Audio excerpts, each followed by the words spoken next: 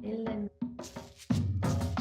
Bueno, hola Diana, muy buenos días, ¿cómo estás? Súper bienvenida a Un Café con Flora. ¿Trajiste tu cafecito? Sí, acá lo tengo. La verdad es té negro. Té negro y ay, yo estoy tomando agua. Siempre tomo en Un Café con Flora y nunca tomo café. Pero, pero sí tomo café, pero justo empecé con el podcast ahorita que le bajé al café. Entonces, en el siguiente, sí, el siguiente mes ya creo que voy a tener cafecito. Bueno, Diana, la idea de hoy contigo aquí es que tú nos cuentes un poco de ti, de tu proceso como profesora de español de niños y pues nada, empecemos. ¿Cómo te llamas? ¿De dónde eres? Bueno, mi nombre es Diana. em, Mi marca es Spanish Made Easy with Diana. Y yo empecé a enseñar español en línea con la plataforma de Preply. Entonces yo recibía como los estudiantes que llegaran. Mi objetivo no fue en ese momento tener niños, pero yo he trabajado mucho con niños antes porque soy maestra profesional. Así que yo sabía igual cómo se trabajaba y me llegó una niña que fue como eh, mi estudiante que me enseñó más en Preply de toda la historia porque primero era una niña muy activa, una niña con la que aprendí que los tiempos de una actividad, cuando un niño se cansa, cuando un niño se aburre. Y entonces con ella empecé las clases para niños y me dejaron tan buen review que Preply más o menos va viendo eh, qué estudiantes se quedan contigo en las clases de prueba y ellos empiezan a mandarte esos estudiantes. Entonces me empezaron a llegar muchos niños. ¿Y esa niña cuántos años tenía? Ella tenía como 8 años o 9. Ella ya venía de un proceso bilingüe, entonces ya hablaba muy bien español, sino que era una niña muy activa, o sea, es una niña gimnasta. Entonces, ella tenía como una estructura en su alcoba y a veces estábamos en clase y ella no podía estar quieta y decía, Maestra, ¿quieres ver cómo doy vueltas? Y estaba literal minutos enteros dando vueltas, haciendo acrobacias, se paraba de manos, o sea, demasiado activa. Cuando tú dices yo soy maestra profesional, entonces tú entraste a la plataforma siendo una profesora certificada.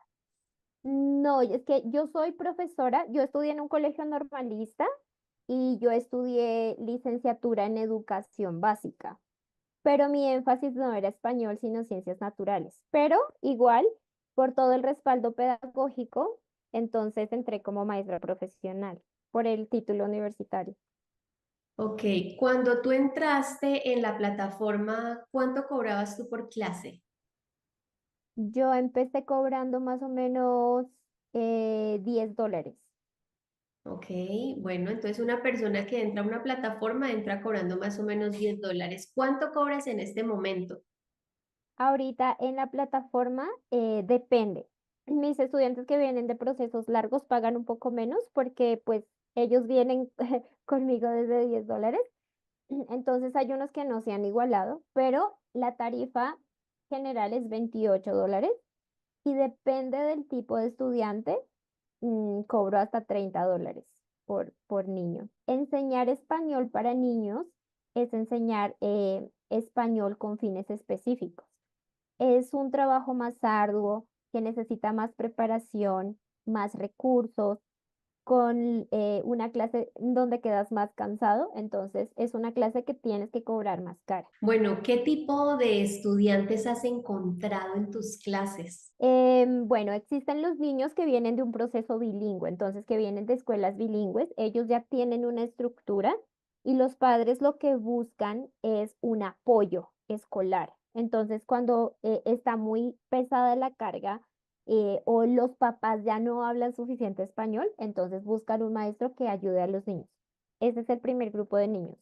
El segundo grupo de niños es de niños de familias latinas pero que crecen en países extranjeros y sus padres se preocuparon por enseñar la lengua de ese país, usualmente inglés, pero ya quieren que ellos tengan una conexión con el español por su familia, por su herencia.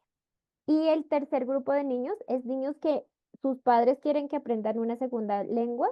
Hay dos lenguas muy fuertes que los padres quieren que los niños aprendan. Entonces, una es chino mandarín y la otra es español. Entonces, yo recibo a estos niños que no tienen ningún apoyo en el entorno y tampoco tienen como clases diferentes en su escuela como de español. ¿Tienes niños que estudian actualmente español y chino mandarín al tiempo?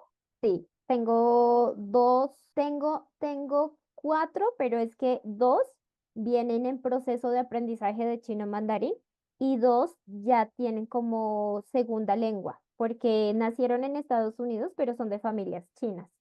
Mm, Entonces ellos ya tienen las dos lenguas y están aprendiendo español. qué interesante, Diana. A mí este tema me encanta. Yo nunca he trabajado con niños, pero me parece que es algo que la gente busca muchísimo. ¿Cuáles son, por ejemplo, las temporadas altas de clases con niños? ¿O siempre tienes muy buenas clases? Cuando inician los años escolares, llegan muchos niños. Más bien las temporadas bajas son Navidad y el verano. Esas son fechas en las que no llegan muchos niños porque ellos están de vacaciones. Entonces, por ejemplo, los que vienen de colegios bilingües, más o menos en febrero, marzo, ya empiezan a tener más tareas. Entonces, con ellos estamos haciendo acompañamiento escolar. Y también después del verano que ellos inician año escolar, los papás están buscando de una vez quién les vaya a dar ese soporte con el español. Oh, ¿de dónde son los niños? ¿La mayoría de qué países son?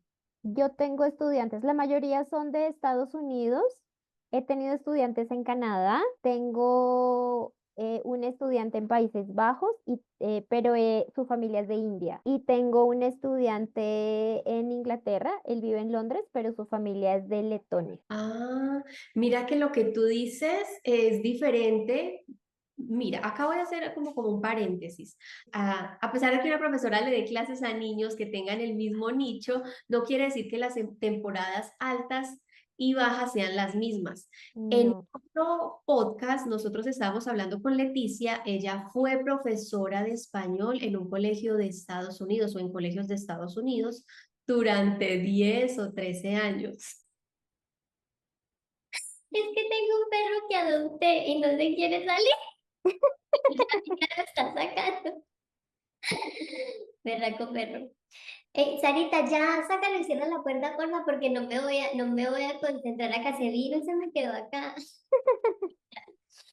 Bueno, entonces imagínate que Leticia nos estaba contando que la temporada alta de ella es precisamente la temporada de verano, las vacaciones, porque los niños salen de vacaciones del colegio y lo que hacen los papás es tenerlos en clase, ocupados. Pero en tu caso, tú también le das clases a niños, pero tu temporada alta es diferente a la temporada alta de Leticia.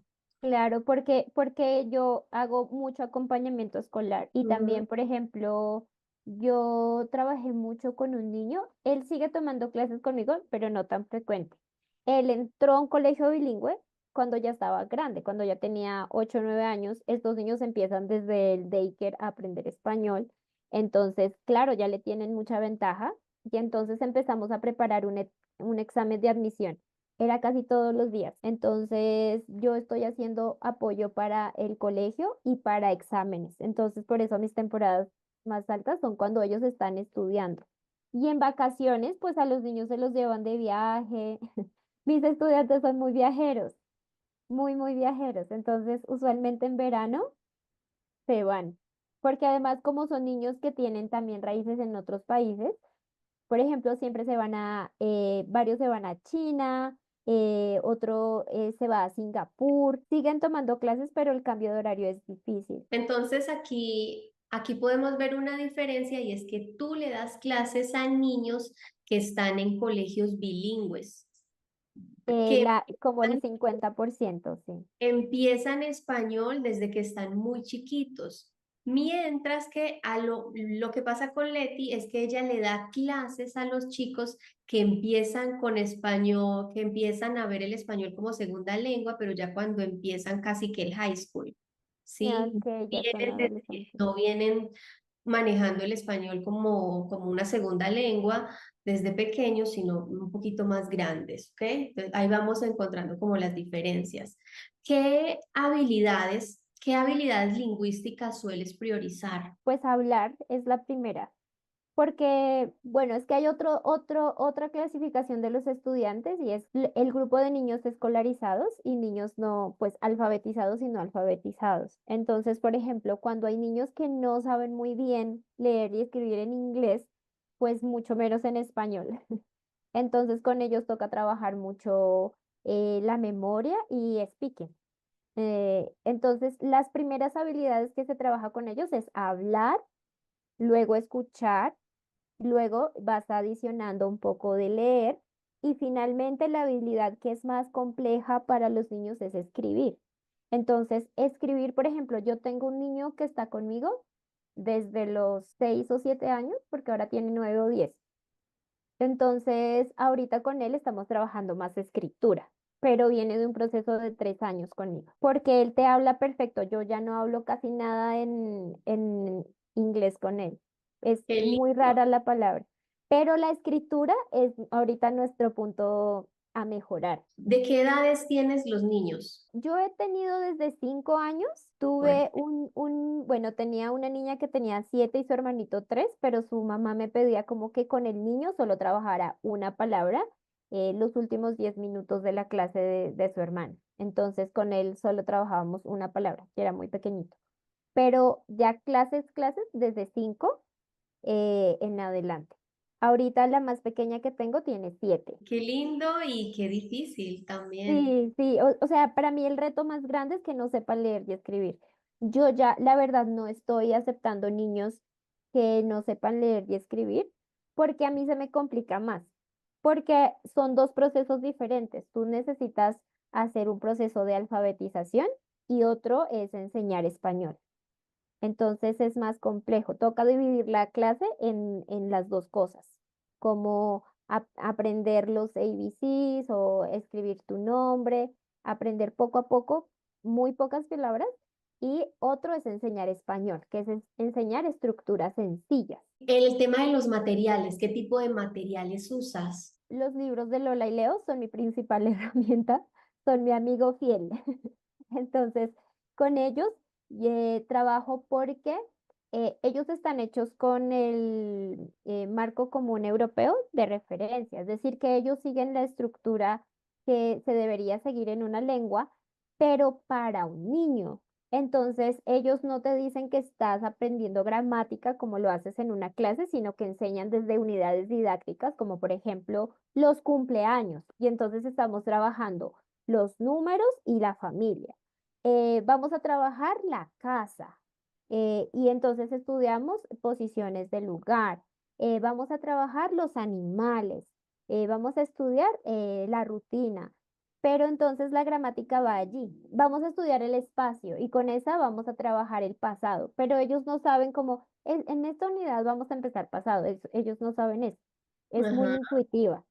Sí, yo conozco los libros de Lola y Leo porque yo uso Campus Difusión y ahí tienen todos los libros de aula. Todos. ¿Quién lo usas, Campus Difusión? Sí, Campus Difusión. Incluso ahorita Campus Difusión lanzó Lola y Leo Inicial, que es para niños todavía más pequeñitos, que es el que estoy usando con mi estudiante pequeña, pero adaptándolo. Otros recursos que uso, Rocalingua, Spanish, pero no con SH, sino con CH, Miss Ujú. Natalia, que es de una profe de España que le enseña español a niños alemanes, pero tiene un muy buen blog y ella enseña cómo hacer las unidades didácticas y entonces con ella aprendí mucho a cómo desarrollar las clases. Canales de YouTube para niños, películas de Disney y no solamente materiales como recursos en línea, sino que hacemos, por ejemplo, recetas. Hacemos, por ejemplo, si hacemos una receta, es que una receta que no necesites cocinar, sino recetas frías. Entonces, por ejemplo, un batido un guacamole, ese postre que haces como triturando galletas con helado y frutas, cosas que sean muy sencillas y con eso enseñamos, por ejemplo, cómo seguir instrucciones. Estamos estudiando imperativo y ellos no lo saben. Ujú. Qué bonito lo que dices cuando mencionas, por ejemplo, a Miss Natalia, ¿sí?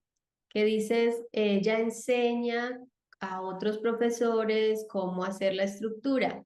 Y eso también hace parte de tu éxito. Tú eres una persona que no simplemente se quedó con registrarse y esperar a que le llegaran los estudiantes, sino que se dio cuenta que ese nicho pues que te llegó un niño, te dejaron una muy buena reseña, te empezaron a llegar más, te fuiste capacitando, buscaste información, a lo mejor encontraste en Miss Natalia un apoyo pedagógico, digamos, en temas de materiales que tú no conocías y lo aprendiste.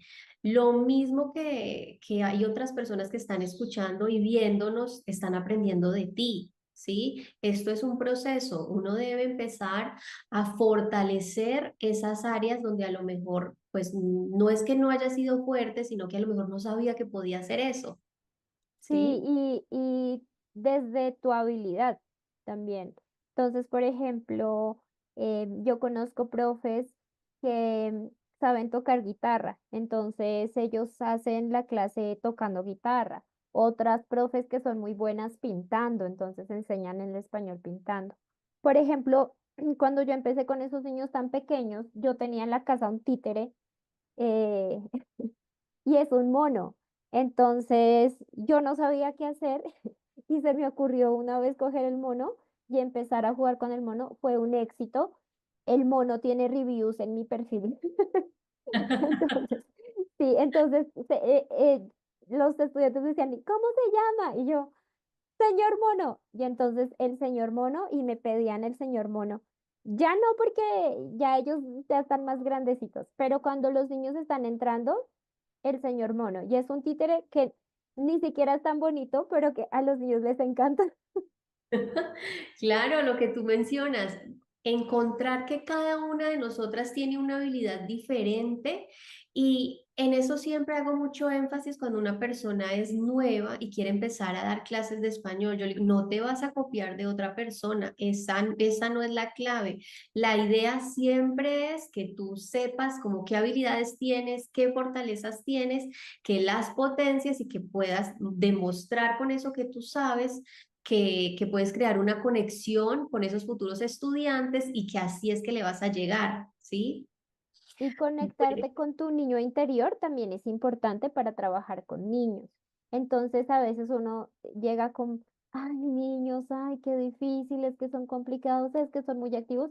No, tienes que conectarte con tu niño interior para que puedas entender esos niños que son un mundo súper complejo, que ellos tienen sus propias ideas, que tienen opiniones, que también pueden hacer una crítica, que son además muy honestos. Cuando algo no les gusta, te van a hacer mala cara. Entonces, ay, no, eso no. Y entonces conectar con ellos, dejar que ellos también sean libres. Entonces, por ejemplo, ahorita en Halloween, todos me quieren mostrar el disfraz y se disfrazan ahí. Y entonces que si es el disfraz de Naruto y entonces me explican y que mm, pero este es Naruto Shippuden y este es el, pero entonces yo aprovecho eso para que ellos hablen. Entonces eso es bien importante, conectar con los niños desde tu niño interior, reírse con ellos. No tiene que ser la clase como soy el profesor y tú eres un niño, no, sino estar como al nivel de ellos y mirarlos a los ojos. Eso es bien importante para que las clases fluyan con los niños. Qué bueno porque los niños de esta época ya no son los niños que nosotros fuimos, que nos hablaba el profesor y nos quedábamos quietos, no podíamos opinar, estábamos como muertos de miedo todo el tiempo. Ahorita no, los niños afortunadamente ahora lo que tú mencionas, dicen que les gusta, que no, tienen voz. Y eso sí es importantísimo que una persona, que hay muchas personas que ya son profesoras de español y a lo mejor han enseñado anteriormente en colegios digamos que físicos, de forma presencial, y lo que hacen a veces es que también quieren entrar a dar las clases como si fuera una clase presencial de una manera como tradicional. Entonces hay que cambiar ese tipo de pensamiento. Y además que estamos compitiendo, por ejemplo, con toda la dinámica y la pilera que le ponen a las pantallas en los videojuegos, por ejemplo, o aplicaciones para aprender cualquier cosa. Entonces, ellos son muy buenos y los niños ahorita no tienen tanta atención. En verdad, todas las personas ahorita ya no tenemos la misma atención de antes por las pantallas. Entonces, tú no puedes decir, vamos a estudiar vocabulario y 50 minutos con vocabulario es muy aburrido, eso es cansón, no te van a, o sea, se van a dormir. Entonces, ellos tienen un máximo de 10 minutos de atención. Entonces, eso significa que necesito tener más o menos 5 actividades para la clase. ¿Qué hago yo para variarlas? Entonces, muestro cosas en la pantalla, después digo, bueno, vamos a escribir, después vamos a pintar, vamos a recortar y a pegar. Entonces, tienes que ser es muy dinámica y ser muy gestual. Eso también ayuda. Entonces, la teatralidad con los niños, por eso funciona lo del títere, por ejemplo.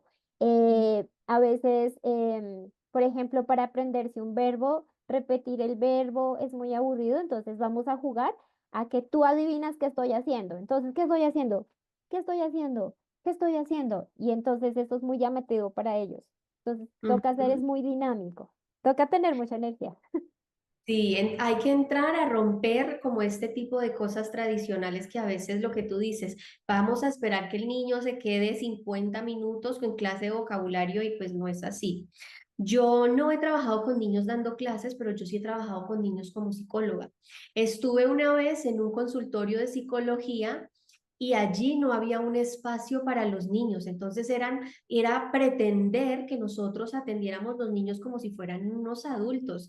Entonces, afortunadamente había un espacio que logré adecuar con juegos, con tableros, lo que tú mencionas, con títeres, y así se podía llevar la terapia de una manera sin tanta presión como a lo mejor lo siente un niño cuando yo estoy sentada acá, él está sentado allá o ella está sentada allá y no hay como una interacción natural. La Sí. interacción natural con un niño es por medio del juego, ¿sí? Si alguien está escuchando esto y a lo mejor es psicóloga, trabajadora social u otras cosas, porque es que mis estudiantes sí son psicólogas, no sé, este espacio lo ven tanto los estudiantes como los que quieren ser profesores.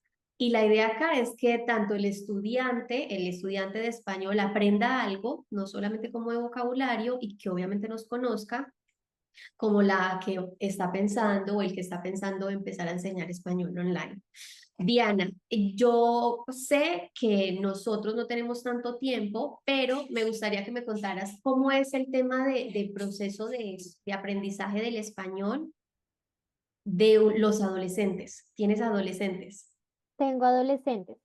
Mi proceso con los adolescentes ha sido como bien curioso porque es ver transformarse a mis estudiantes que eran niños en adolescentes. Entonces, esos son los adolescentes que tengo yo. Como yo generé tanta confianza con los niños, cuando ellos empiezan la adolescencia, ya son adolescentes conectados conmigo. Pero Mm. cuando me han llegado adolescentes que conozco por primera vez, eh, yo creo que ya sé cómo hablarles y es como un adolescente está construyendo su identidad. Entonces tenemos que hablar desde allí también con el estudiante. Entonces ellos ya empiezan a pensar en su privacidad, ellos ya empiezan a diferenciarse de sus padres. Entonces, por ejemplo, em, ya no quieren para nada que sus padres se acerquen a la pantalla o a veces si yo tengo algún problema técnico con un niño, entonces ellos siempre es, mamá, la maestra te necesita". Los adolescentes quieren resolverlo solo, quieren construir su propio conocimiento, entonces como conectar con eso también y también tener empatía, o sea, estar actualizado es muy importante. Entonces, tanto con niños como adolescentes hay que aprender cositas que hacen ellos. Entonces, por ejemplo, con los niños en las clases de prueba, yo les pregunto, ay, ¿te gusta Minecraft? Y ellos ya se sorprenden. Yo nunca he jugado Minecraft, pero yo sé que eso les gusta. O Roblox, o los videojuegos de adolescentes, o por ejemplo a las niñas adolescentes, ay, ¿cuál es tu música favorita? Ay, no sé, es que ¿te gusta Taylor Swift? Ay, sí, me encanta. Entonces es como también estar un poquito actualizado con las cosas de los adolescentes. Claro, es entrar a su mundo, qué es lo que realmente a ellos les gusta. Hay algo bien importante que te quería compartir, Flora, y es que cuando tú tienes un estudiante niño o adolescente, realmente tienes dos clientes. Entonces, tienes al papá, que es la persona que está pagando y tiene ciertos objetivos y expectativas con el niño, y otro es el niño. Entonces, tienes que tener un equilibrio entre las expectativas de ambos. Entonces, es bien importante que tú sepas qué quiere el papá, pero cómo se desarrolla el niño, cómo va el proceso de aprendizaje del niño.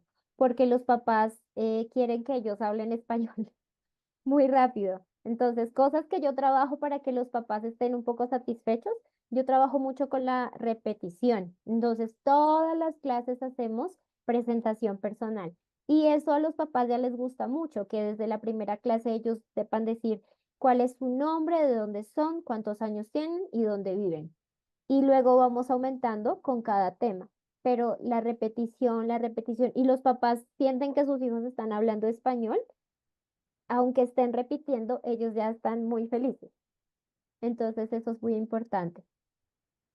Ok, bueno, ya saben, si ustedes tienen un niño o un adolescente que está en su proceso de aprendizaje de español, Diana es una persona que nos ha logrado transmitir que está enseñando español, no solamente porque es una fuente de ingreso monetario, sino porque es algo que realmente le gusta, que disfruta, que logra conectar con niños, que logra conectar con adolescentes.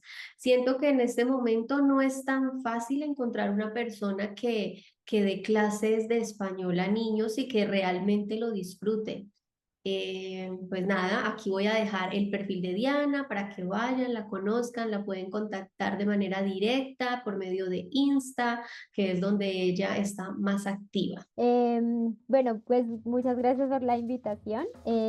Cualquier pregunta que tengan en las redes que ponga Flora, con mucho gusto puedo contestarlas. Es un espacio muy bueno para abrir, pero también sé que es muy pequeño. Entonces, si tienen preguntas, por favor, déjenme saber que con mucho gusto yo les ayudo.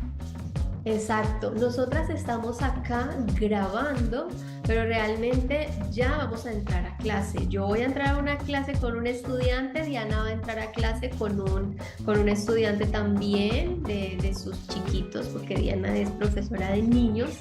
Entonces, la idea de un café con Flora es que ustedes conozcan un poquito a esa profe que hay detrás, porque muchas veces por medio de las redes sociales nosotros a veces nos enfocamos mucho en publicar cosas que tienen que ver como con gramática, con vocabulario, pronunciación, un poco de cultura, pero ustedes realmente no saben como quién es esa profe, ¿sí? ¿Qué le gusta a esa profe? Y la idea del espacio es que ustedes puedan conocer un poquito y si logran conectar con esa profe, pues a tener clases, a hacerle preguntas, si quieren aprender un poco más de ella, súper. Bueno, Diana, muchísimas gracias por haber llegado a nosotros, me gustó mucho. Si yo tuviera un hijo, definitivamente lo pondría contigo a aprender, qué chévere. Y las personas que nos están escuchando, si no siguen el canal, empieza a seguirnos porque voy a estar publicando mucha más información de diferentes profesores. Gracias y nos vemos en el siguiente video.